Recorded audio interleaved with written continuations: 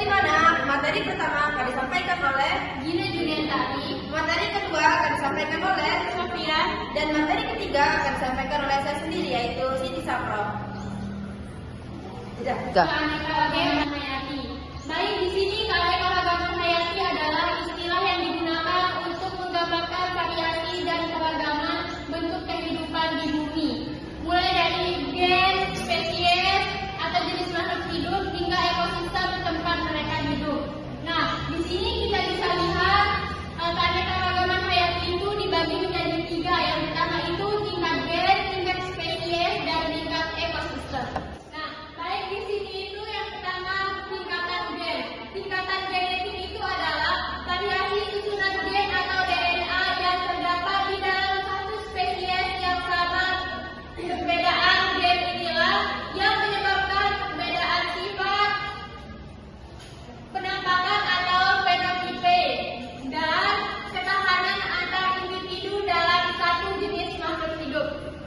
Di sini itu contoh dari tingkatan genetik.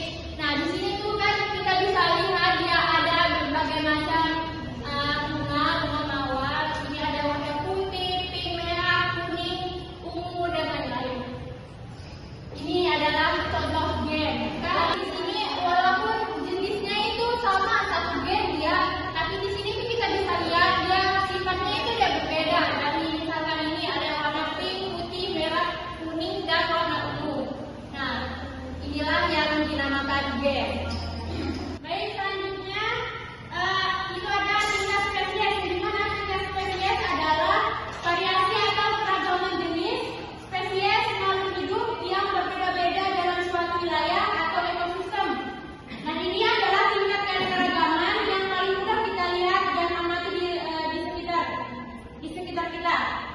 Itu yang pertama ada contohnya ada pohon aren, ada pohon kelapa, sama ada pohon pinang.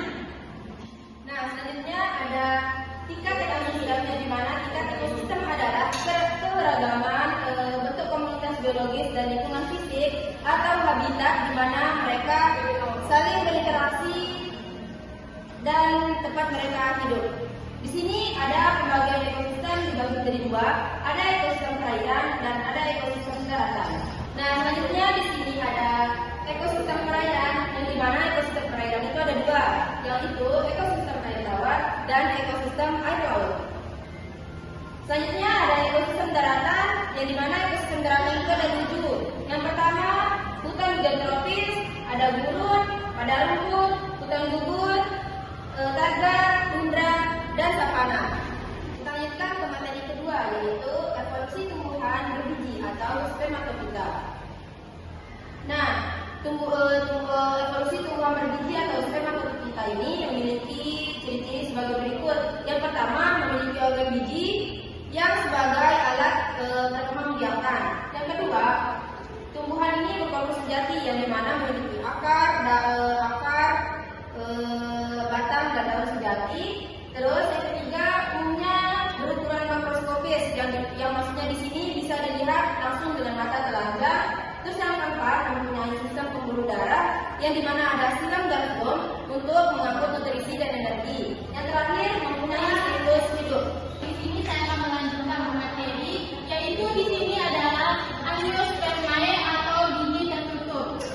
Biji tertutup dari luar memiliki bunga sesungguhnya, mengalami pembuahan ganda, struktur daun lebar dibagi jadi 2 kelas. Nah, bisa kita lihat di sini, ini adalah contoh biji tertutup. Nah, selanjutnya di sini saya akan menjelaskan tentang monokotil, yaitu biji berkeping 1. Di sini tuh yang pertama umumnya itu dia tumbuhannya itu bermusim, dia itu tumbuhnya itu bermusim katanya. Dan yang kedua itu akarnya dia serabut. Yang ketiga itu tulang daun belenggu sejajar.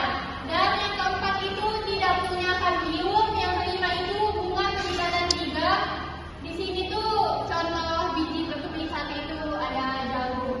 Baik, selanjutnya di sini ada Dicotyledonea yang dimana artinya itu biji berkeping 2. Jadi cirinya itu